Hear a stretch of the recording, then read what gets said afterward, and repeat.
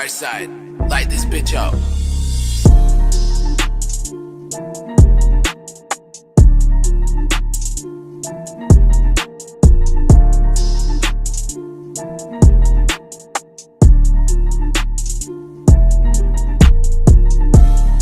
What is up, everybody? My name is James D. Fiore, and this is Blackballed. It has been an amazing year for the Plymouth Brethren Christian Church, and I'll tell you why. During this year, they were able to take personal inventory of their leadership and their organization and start making adjustments because of the blowback of people like my guests today. And the only role that I feel like I played into it is just offering them a place for them to tell their stories. And I have been a willing participant in this, and I am so proud of all of the ex-members who have come on this show. And we're going to circle back to where it all kind of began today. And we're going to give an update on what's happening within the cult and with people who have escaped its clutches. And to do that, please welcome to the show. His name is Richard Marsh. Richard. Yes, James. How are you, buddy? I'm good. I'm very excited when I think about the past year that we've been sort of since I met you. And since you've been on the show and the parade of ex-members that have come in the show to share their stories.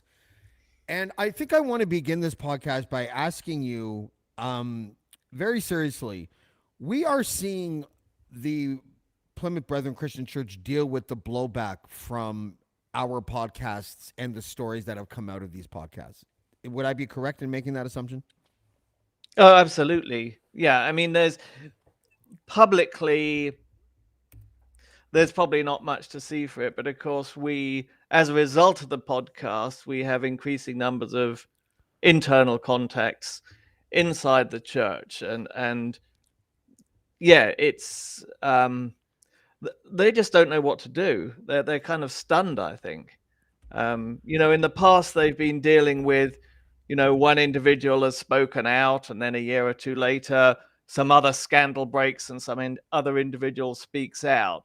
But this is, we're now into 50 podcasts. It's just a flood.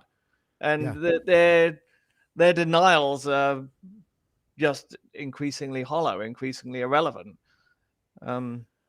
This is not isolated incidents. What you see when you listen to all these podcasts is exactly the same dirty tricks played by the church in exactly the same way, again and again and again. And they can't, usually when they really get cornered, in the past, when they've really got cornered, they would kind of blame it down onto one individual in one local congregation that overstepped the mark.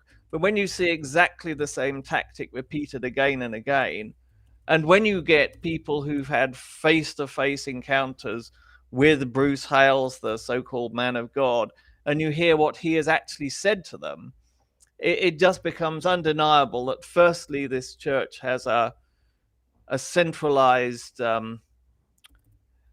what would the word be? Like there's some kind of central office or administration that spends all their time trying to suppress former members and to spin the story. And it's all directed by Bruce Hales. It's very much like the Scientologists had a secretariat or an office that was, the fair game deal, that was, a small subset of people who were just dedicated full time to suppressing dissidents. Yeah, I'm going to start off. I want to talk about Michael Batchelor for a second, actually. I know that we're going to cover some of the guests that you've had on the Get a Life podcast. And by the way, I encourage everyone, go to YouTube and find the Get a Life podcast, Conversations with Ex-Cultists. Is that what you call it? What do you call it? Get a Life, Ex-Cult Conversations. Ex-Cult Conversations. It is eye-opening. Like I often, tag along and am able to procure guests from your show because I want them to be able to have like as many opportunities as they can to tell their stories, right? And the Michael Batchelard, who wrote this book, Behind the Exclusive Brethren, is when you were just talking there about Bruce Hales and the and the way that the PBCC goes against vengeance, when they excommunicate members who then speak out. I didn't realize that he had been offered settlements. Like, can you explain that? Because it was really interesting. He has so many stories in his book that I know that he had a bunch of lawyers take a look at all of his content to make sure that they weren't going to get sued. And then the opposite almost happened. Can you relay that story? Because when I heard that, Michael Batchelard, when he was researching, talking to ex-brethren, researching for his book or for his newspaper articles, was actually offered a sort of all expenses holiday on some Pacific island. I forget which one, Fiji, one of these places, if he would just take it all down and do something else. Bruce Hales, if you're listening, I could use some money. Now, I'm not saying I will keep my end of the bargain, but if you want to tempt me with $250,000, you can try. I might take it and then fuck you, but nonetheless, you can try. Yeah, you're Bruce. You could take a chance on it, couldn't you? Yeah, that's right. No, I wouldn't take it. It would be. I would need it, but I wouldn't take it because I think it's far too much work. And I want to bring in Cheryl now. Cheryl Hope, everybody. How you doing? Good to see you. I'm doing okay. How are you? I'm doing well. We kind of threw this podcast together. It was going to be me and Richard, and then I started, to be perfectly honest, I was like, Richard, I don't have a plan for the show. Let's promote your podcast, though, because I think that would make the most sense. And let's talk about that, actually, first, Cheryl, because you came on my show. It was, what was it, like a year ago? June 28th. June 28th. So close to a year, about 10 months ago or so. And that started it all for... as far as the sort of I guess, Richard, you were the first on the show, but Cheryl, your story was the first kind of like serious story about abuse and that subject matter. And it created this amazing trend among ex-members to come on Blackballed. And then you guys started your podcast. And I think, first of all, your podcast far more important than mine because it's told by ex-members. It doesn't have just this like douchebag host that's just trying to glean information from members, right? But how has that changed your life? Because I know it probably has. It's so busy. Yeah. I'm so busy. Yeah. Like yesterday I was just like, I'm shutting my phone off while I'm at the dog park, but it's busy. It's good though. I mean, it's definitely a learning curve on how to learn how to balance everything because this isn't easy, light conversations that are coming in, right? These are people who are relating their trauma to what they're seeing on the podcast. And then it brings up more and it brings up more and it brings up more. Then it's insiders that are contacting you. Then you have insiders that are, giving you information about what your family's saying. And I mean, it's really good, James. It is super good, but it is a lot to handle. It is a lot of responsibility. Yeah. I wish some days there were like 5 of me and 5 of Richards and 5 of Carmen's and, then not 5 Richards. Oh my God. You know what though? He can put good words together. He's my word conjurer dude. Yeah. Well, no offense, but after that sentence, you kind of need one. Right? My word conjurer dude. No, but what I meant by 5 Richards is that I would just never hear the end of how bad hip hop music is. And I wouldn't be able to take that. Okay, so I want to start by going over a few of the recent podcast guests that you've had and talk about their stories. I've had one of these people on my show before, but I want to talk about all 3 of them because I think they're super important. And I want to start off with this person, Abby Thompson. That's her name, right? Just making sure. Okay, can you give me, Cheryl, maybe you can start. Can you give me sort of the lowdown on what you learned on your podcast when she was a guest? And why it's so important that the one aspect of her story is that she literally just left. Yeah, I've been talking to Abby for a while now. And it's just heart-wrenching what she went through. So she went through sexual abuse, obviously, and actually her perpetrators was sent to jail, but he was originally sentenced to 30 years, and he had a Crown's. Can you help me with the words here, Richard? A Crown's Conjure A words. QC. The brethren hired a QC to Yeah, defend and so him. Yeah. What's a it got QC? reduced. Queen's Counsel, I suppose they're called King's Counsel now. Basically, a top-notch, extremely expensive lawyer. Mm-hmm. And so his sentence was reduced from 30 to 4. Oh my God. She had a right-hand seat with Bruce. Like, Bruce Hales actually told her that he was going to be a father to her. Like, she was sent to Sydney on an encouragement trip. She was, when we're talking about being offered money, she was offered £50,000 to cancel everything out. Of course, she was like, no, not at all. To drop the case against a perpetrator. Yeah. Wow, that is a really thoughtful thing of Bruce Hales to do. Right, 50,000. Bribe someone to let their rapist go free. What a sweetheart. Holy shit. But she has her story is very interesting in the fact that she had a lot of interaction with Bruce, a lot of interaction with people in Sydney. Then when she was in Sydney and going to the school there, she was sexually assaulted in the schools there. In the Brethren School in Sydney. In the Brethren School, yeah. So, I mean, her story is just, I mean, I think she's only left in January. It's just so full. It's so full of heartache. And we're so proud of her. Her podcast, there's still another one coming out. It's a 3-part series. We had like 5 hours worth of podcasts that we did with her. She took a lot of time and effort in sitting down and trying to explain everything that happened in there, why sexual abuse is so prominent in there, how it happens. And then her third one is literally going into how Bruce Hales has this business that he calls the PBCC. Like, she really goes into the structure of it and how he's so successful at doing what he's doing. Is that the organization that they say was defamed by Bachelard's book, even though the organization existed after the book came out? Yeah. What a legal argument that is. Listen, we got a DeLorean. You won't understand this, Richard, because it's a Back to the Future joke. And let's take the DeLorean back in time so that we can... I have watched that one since I left. Oh, wait. Well done. Yeah. Okay. So why would someone like Bruce Hales... Like, I'm trying to figure out the strategy behind Bruce Hales saying, hey, abuse victim, why don't you come see me so I can bribe you? Is that a normal, typical reaction for Bruce Hales, or does he normally not get his fingers dirty when it comes to stuff that happens in the UK or Canada or whatever? Yeah, and I'm not sure if the bribe came from when she was in Sydney or if the bribe came from when she was in the UK. I think it was when she was in the UK. That's what I think too. When she was in Sydney, she hadn't spoken out about her abuse in the UK or abuse as a child. Right. They just could, she was misbehaving in the Brethren's eyes, so they sent her to Sydney to see if this would help. But of course, her real problem was that she had been, a victim of this sort of intensive sexual abuse from a very young age.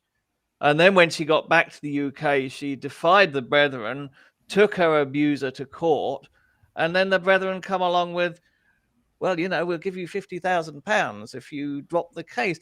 And the thing that shocks me about it is, given the extraordinary wealth of the PBCC, what a lousy offer that was. What an insult.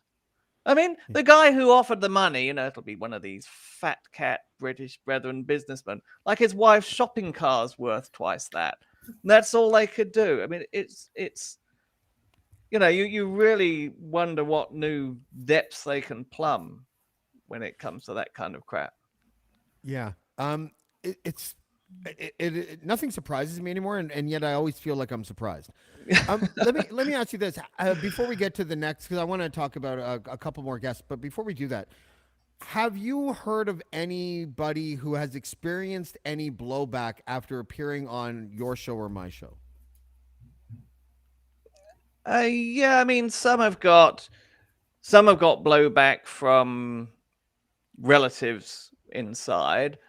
just in terms of criticism and, emails saying, oh, what do you do this for, and take it down. No one's got any. The Plymouth Brethren as a church haven't taken any action whatever against anyone who's appeared on any of our podcasts, as far as I'm aware. It's usually the families. So it's the families that are reaching out. I mean, I will bring up one thing that was posted on our YouTube, one of our podcasts, and it was we agree that it's probably a troll. And she in her own way threatened someone's life, in the sense of saying, if you're still alive in 12 months, keep up the rhetoric and see how it bites for you. And I did report it as a death threat.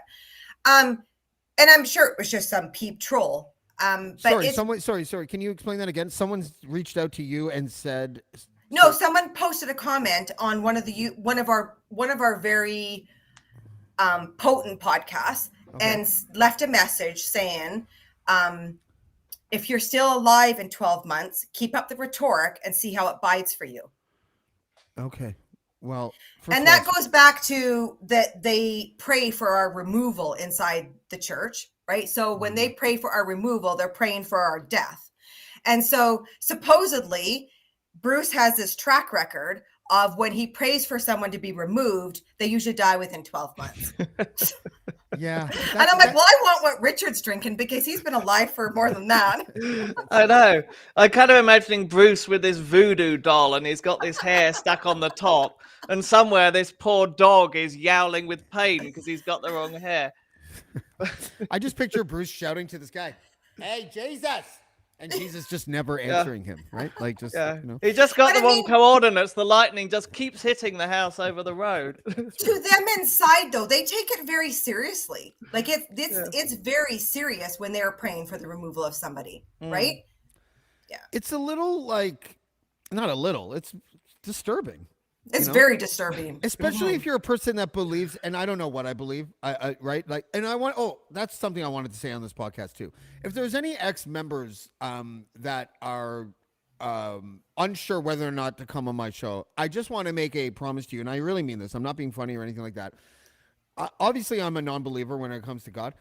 I will not judge anyone for believing, and I will not talk about my lack of belief if it makes anyone feel uncomfortable. And I just want to state that, because I have heard.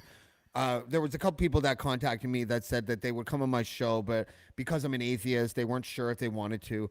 And really, that's not a part of the conversation when I have ex-members on this show. I don't need you to ask me about my beliefs, and I won't share them if it makes you feel uncomfortable. So I just want to get that out of the way. Do you know what? I think that this is super important that you say this, James, is because I think if you're a Christian, to me, Christianity is all about loving everybody, no matter what their beliefs are. And then in humanity, in our society today, that's what we need. We need to learn how to be open arms to whoever and whatever they believe in if they need help. I do. I just 100%. I'm glad that you brought that up, because I agree that we should be able to hold hands with whoever, because you never know if that person that you're holding hands with, no matter what they believe, they could be the next dynamite that needs to break through something. And I have, I've gone over my own belief system over the last couple of years, and I'm not as, it may shock people to hear me say this, but I'm not a militant atheist anymore. I still don't believe, but I have a very massive spot of envy inside me for people who are able to utilize the tool of their faith to make them feel better in times of crisis and trauma. I actually believe that, like, if I had some sort of belief system that was similar, that maybe I could get over grieving processes a little bit easier. So listen, I have a healthy respect for people. I just don't, and I won't even talk about what I don't like about religion. I like that aspect of people's faith. So I just wanted to get that out of the way, because I know that some people are uncomfortable when I, make fun of Jesus or when the profanity thing, I'll never get over that. I like, just deal with the profanity. If someone wants to come on the show and they're like, I'm not comfortable when you swear, I won't swear for you, because I don't think that swearing is prioritized above telling people stories that are important. Right? Okay. I want to go on to a guest that I just recently had on the show as well. And Richard, maybe actually Cheryl, well, whoever. But it's Heidi McCamley. She came on my show, I guess it was a week ago now or so. And her story was just, and it's still unfolding.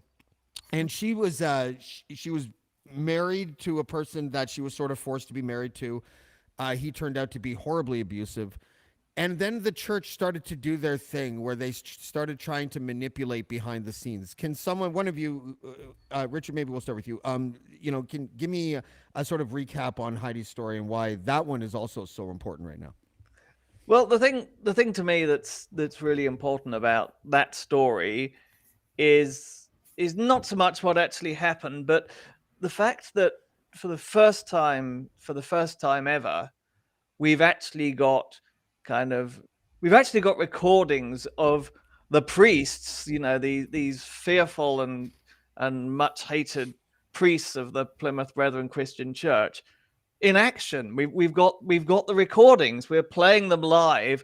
We're hearing, the priests, it's all cloaked in a veil of mystery and holiness. And, when the brethren use the term, well, that's in a priestly area, they mean that's ultra top secret. No one must talk about it. I thought that was on private parts. We've kind of whipped the veil, the kind of, the moth-eaten brocade off this mystery corner and revealed like the sad, juvenile, pig-headed little idiots that actually populate. We revealed what we've all went through for all those years, and it now has given permission to other people that are in there to know, hey, I'm going to start recording my priestlies. Right? I'm going to start recording everything, because even if you can't use it in a court case, it doesn't matter. You get to use it to be able to give proof of what you went through when people are telling you that, no, that didn't happen, because that's their biggest thing. They lie. Oh my goodness. They lie so much in there. In there.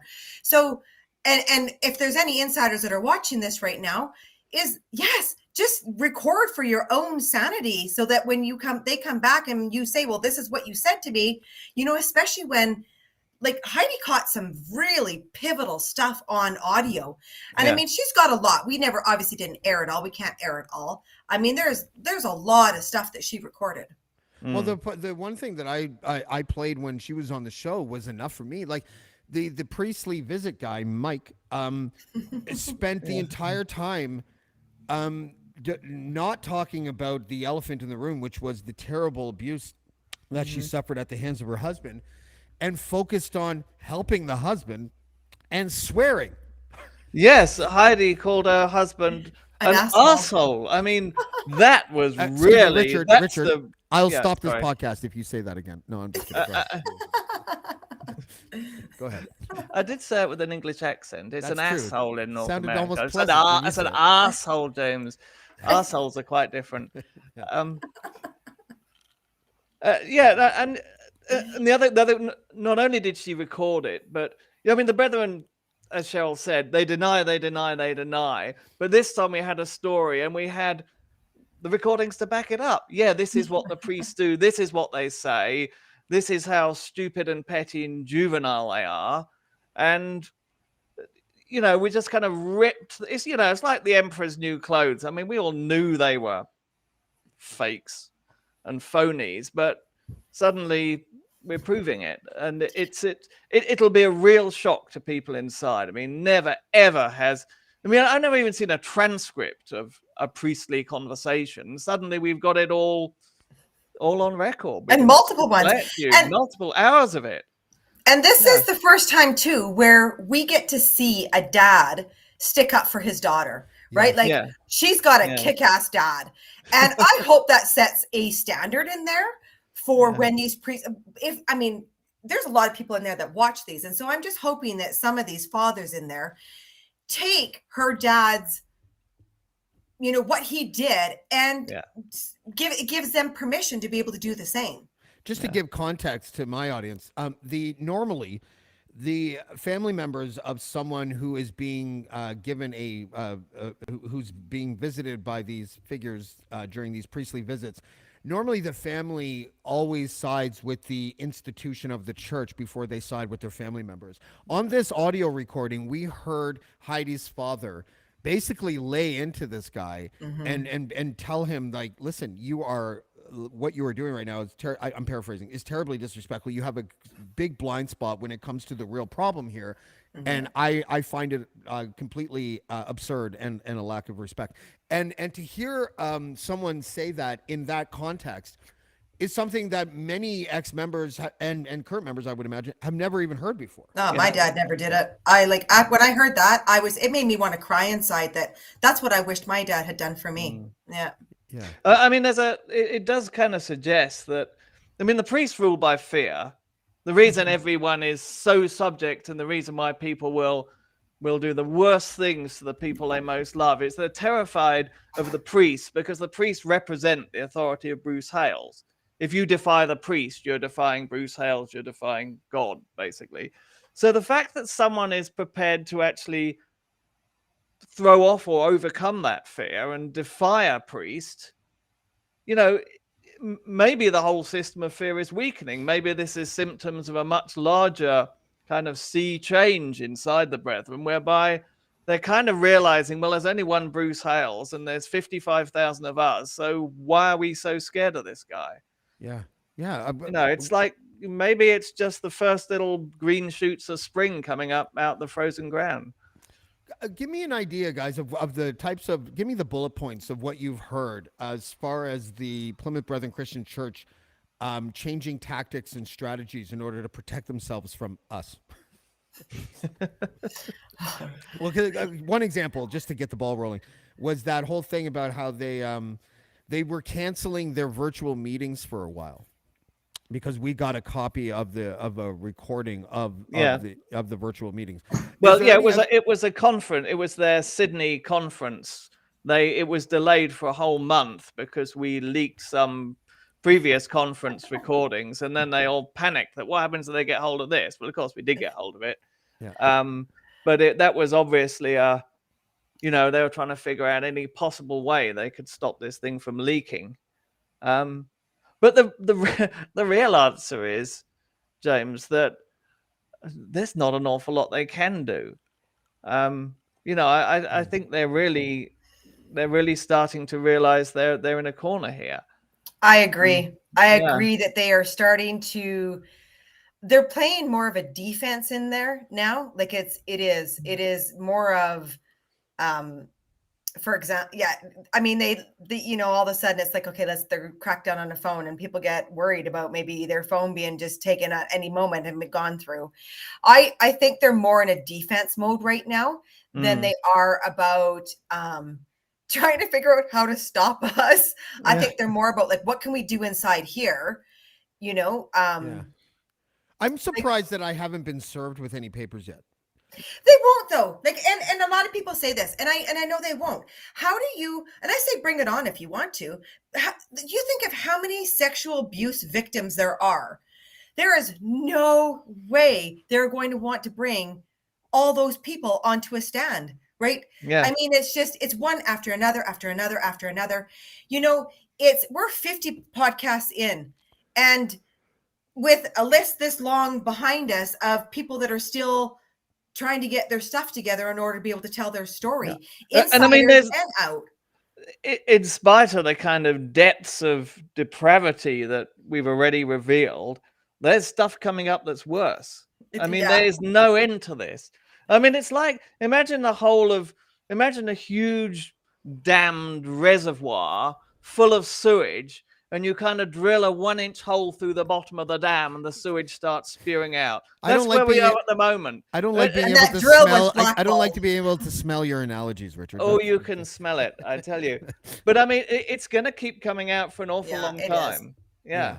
And the thing is there's so many of them that are in families too, that are on their way out. They're on their way out with like, hey, I'm leaving this date. I'm leaving, that are literally, people are seeing what they're in. And I think that's why it's so important when we have stories like Abby's come on, especially such a recent leaver. And same with Heidi, right? She's such a recent leaver too. When we have those people they come out and they shed that fear and they just blast through it to come on and be vocal about what they went through, it does give a lot of courage inside there. Yeah. The inspiration is clear, and I guess that's what we're seeing over the past, say, 8 months or whatever. Once 1 or 2 or 3 or 4 people go, then other than 1 or 2 or 3 people come out of the woodwork, and they basically get in the queue. We both experienced it. I think that, and I'm grateful for this, because I think you guys have more of a suitable starting point than I do. That they used to gravitate towards me, and then your podcast started, and they started gravitating towards you, and I think that's the right avenue for them to go, because because you guys have been there. Who's Cassie Davis, and tell me her story, Cheryl.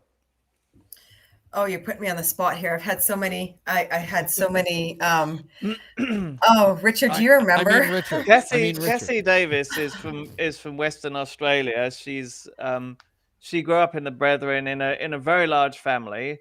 Her father was abusive to her mother, and she realized that at quite a young age that this was a very unhappy marriage, and she recognized that quite a lot of marriages in the Brethren are very unhappy. And well, then when not really. Sorry, I was going to make a joke about the outside world being the exact same thing. But please go ahead. And I think what stands out in Cassie's story is the horrific. I mean, for anyone to be born into the Brethren is a bad thing, but if you're a woman, it's particularly bad. Yeah. What comes out is the misogyny and the disrespect of women, the regard of women as chattels, objects to be owned, and so she gets to a marriageable age, and she comes under intense pressure to get married, and she almost caves into it. She's going with this guy that she had barely seen. She had spoken to him just for a very short time. A little bit like my story, which I thought was unique. And then she came under this intense pressure, get married to this guy, get married to this guy. And she staved it off, and finally had this kind of light bulb moment that, no, she was going to go. And turns out the guy was actually, had all manner of problems. And part of the reason that she was pressurized so hard into marrying this guy is they thought, well, we need to stabilize this person, so we'll get him married off, and then, that will kind of lock him into the fellowship. And she wrote a letter. So when she questioned all this, she wanted to get a hold of Bruce Hales. I remember her story now. She was trying to get a hold of Bruce Hales because she wanted to bring up her concerns from her own upbringing. And she didn't want to be a submissive wife. And she wanted to know what that word was how submissive did she have to be, that if there was this kind of abuse, could she leave the marriage? And they told her that question. Right. She wanted to know the level of submission she had to do because of what she grew up with, and she knew that she didn't want to be that. And women are taught that it's like, if your husband wants to have sex that night, well, you're happy. You just don't say no. You don't say no. And I can say that just from everybody that I've talked to that have left. And so she was told to send this via fax. It was a fax, wasn't it, Richard? Yeah, that's right. Yeah, it was a fax. That's and so she Brethren. didn't want to because it wasn't even at a Brethren place. She had to go to this. She didn't want to do this because they were going to be able to see it. And anyhow, what came out of it was they told her she was making a mountain out of a molehill. Yeah. And this is about consent within marriage. Yeah. And the Brethren basically say, you don't need to worry about it. It's all good, and that was, really, and that was her light bulb moment. She knew that, no, I'm not doing it. She called it off. And well, Heidi's story is what that story unfolds. 100%. Like, yes, exactly. If you stay in. Yeah. And Heidi, just to remind my audience, when she was on this show, she relayed that several times she had to go to the hospital because she wasn't supposed to have sex because she had I think it was an inflamed cyst or something like that. Yeah. And her husband didn't take no for an answer, essentially raping her and putting her in the hospital several times. And you know what? Yeah, go ahead. I was just going to say, we know that this stuff goes on out in the world. We know that, right? All this stuff happens out in the real world. The thing is this is happening inside a church under a Christian umbrella that sanctions it. that yes, and that also says that none of this stuff happens. Do you know what I mean? So like Yeah. I get it when people say, well, that stuff happens out in the real world. It does. But what I'm trying to get people to understand is this is happening inside a very strict church that is supposed to protect you from all of these things, and it's not. It is the farthest thing from protection. The idea that you can make an argument, not you, but the royal you, but that you can make an argument that says, well, this stuff happens in the real world, that is such a bullshit deflection. And when and I am highly in tune to these types of deflections because I was raised Catholic. And if you've ever been, if you were ever a person that made the argument that, an alarming amount of priests end up being pedophiles, and you find someone that's like, look, there are a lot of pedophiles in every walk of life. Fucking just dismiss that person as an idiot immediately. Yeah. Because the thing with the Catholic Church is that not only were priests turning out to be pedophiles, and we can sit there and speculate all day long as to why they are attracted to the priesthood or whatever the fuck, but really the main message is that the church protected the pedophiles and sent them off to other dioceses to remain pedophiles and victimize new children. And that is the common thread between the Catholic Church and the Plymouth Brethren Christian Church, is that they protect the abusers and they allow them to flourish, right? And that is my point. Yeah, go ahead, Richard. Sorry, no, I was just going to say, it's also that these are people who use their religious authority to victimize people. I mean, that's how they're getting into people's lives. That's how they're enabled to do this, because they're put in this position of absolute authority, because here they are with authority from Bruce Hales, who has authority from God. Everyone has to do what they say, and particularly if you're a woman, you have to do what any man in the whole church says. And so it becomes ridiculously easy for predatory men to lay their hands on innocent young women and children. And they're raised to be predatory men in a lot of ways, aren't they? Or at well, least in many ways, At least they're raised to believe that women and are second-class citizens. Yeah, and they're protected, right? Like in my case, like he was so protected. It's so frustrating. It's so frustrating how they protect. And instead of like any human with a brain would be like, this man needs help. Let's get him help, right? But no, they just shove it underneath the rug. Let him continue doing what he's doing. How many generations in, and still to this day protecting him, right? Like it's so frustrating. It's very, very frustrating. So frustrating. And I mean, I know for all those Maple Creek insiders that are watching and will watch this, Ellen is still under investigation. He's still under investigation. Just because he hasn't been arrested like what just happened recently in Maple Creek, he is still under investigation. So to all of my siblings that are in there and think that Ellen should have been arrested like him, yes, he should have been. But because the case is so freaking complex, they can't just go in and do that. And because it's being protected by the PBCC, they can't go in and do it like they just did to Mr. Pachu and Maple Creek. So that really freaking annoyed the shit out of me when I get told that, oh, well, it's not true because Ellen would have got arrested like that. Yeah, in a perfect world, I would have loved that. But it's not, it's very, very complex. It's not just one man. Yeah. Sorry, that was my rant for the evening. No, I get a rant podcast. 100%. I agree with you. Yeah. So is Bruce Hales having health trouble? Is that the rumor? Oh yeah, he supposedly had heart surgery and is in recovery, and his wife supposedly he's got a heart. I'm just kidding. He does have a heart. Well, it pumps blood anyhow. Yeah. I mean, it probably just pumps alcohol, but mostly gin. Yeah. Yeah. So happy I don't drink anymore.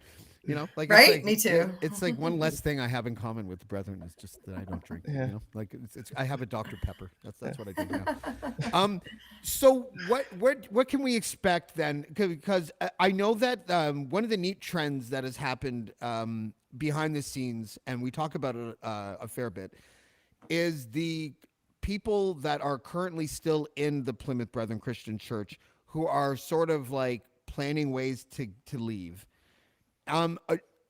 do we have any of those in the pipe right now? And is that sort of like where you guys are seeing the trend move towards, rather than from like 10 months ago when it was like collection of ex people who are already out There's a of the church? lot of people walking away, but I mean, it's not something that happens fast, especially when it's families, right? Especially when there's businesses involved.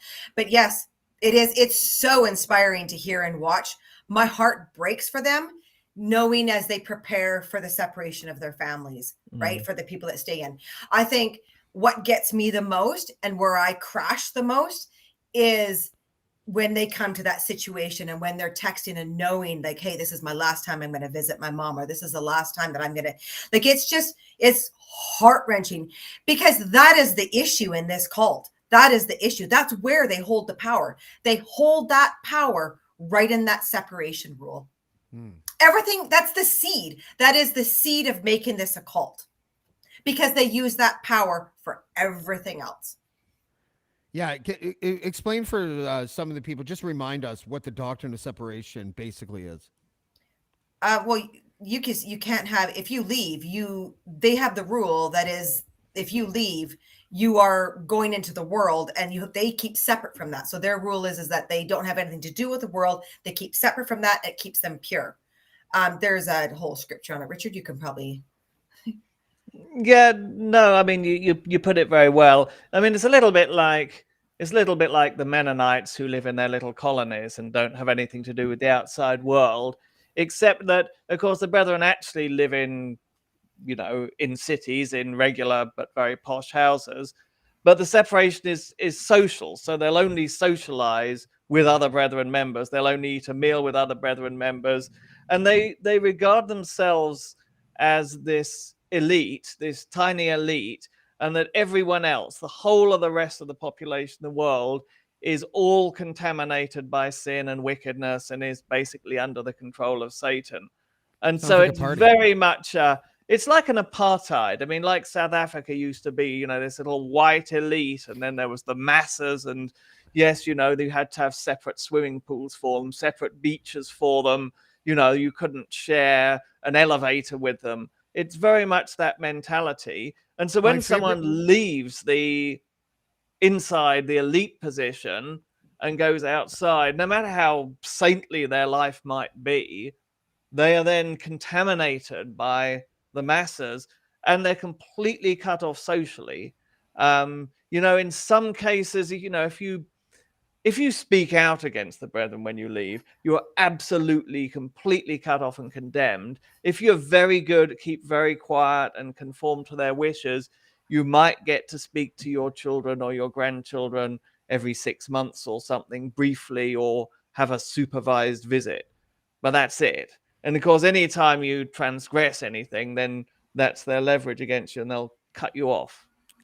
My understanding is, and I could be wrong about this, but it's based on my memory from interviewing other ex-members.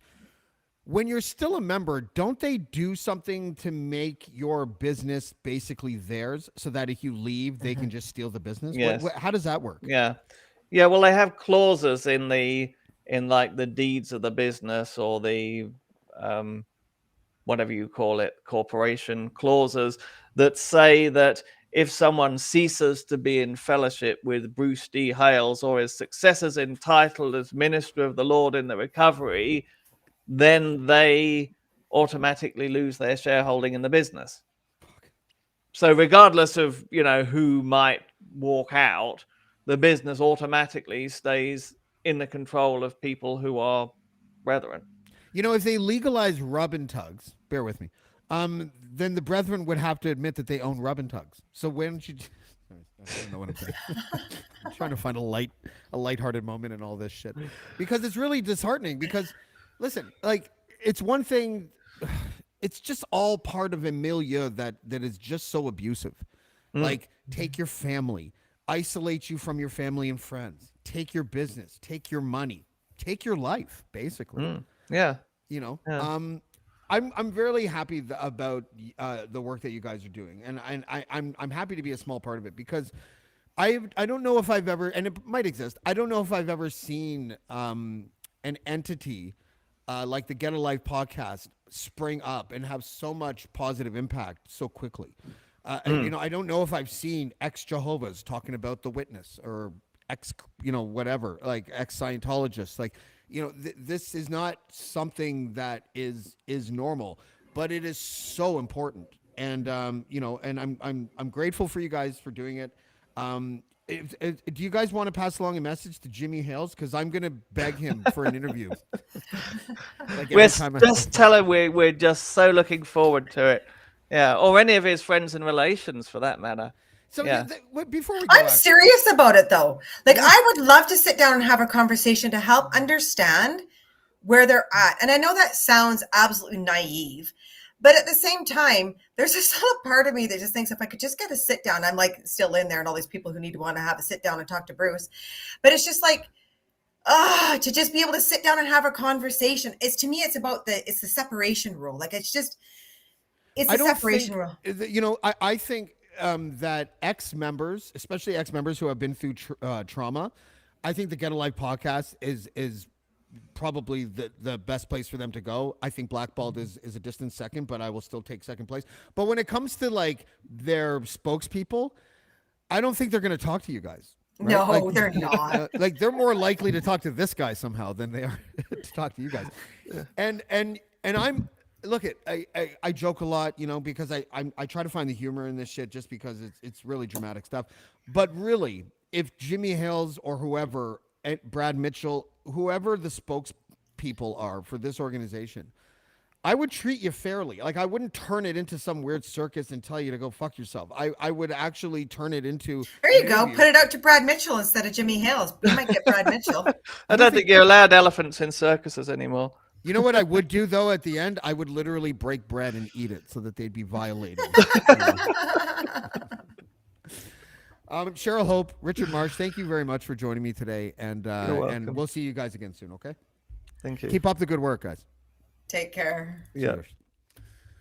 Okay, that was good. I needed that because, you know, I like covering, like might be a weird word.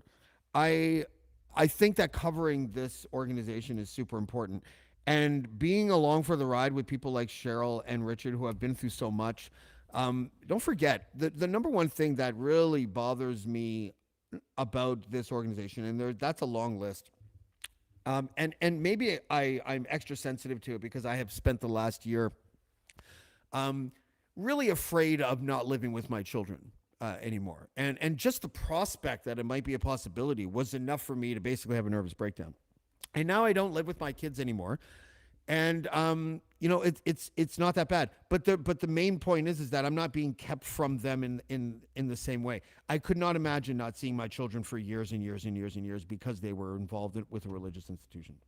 So I am very thankful that there are people like Richard and Cheryl and Lane and Carmen who navigate that podcast around the idea of helping save people who are either still in the church or just freshly out, or who have been out for years and are still wearing the residue or the negative veneer of what it was like to be brought up in that organization. So these are the types of things that I think about. And I hope, you know, guys, when this show ends, Google the Plymouth Brethren Christian Church and start listening to the stories of these ex-members. It is heartening. It's disheartening stuff, and it's super important that we keep a spotlight on it and keep the pressure on. So, again, I'd like to thank Richard Marsh. I'd like to thank Cheryl Hope, and we will see you next time on Blackballed. Blackballed. Blackballed. Blackballed. Blackballed.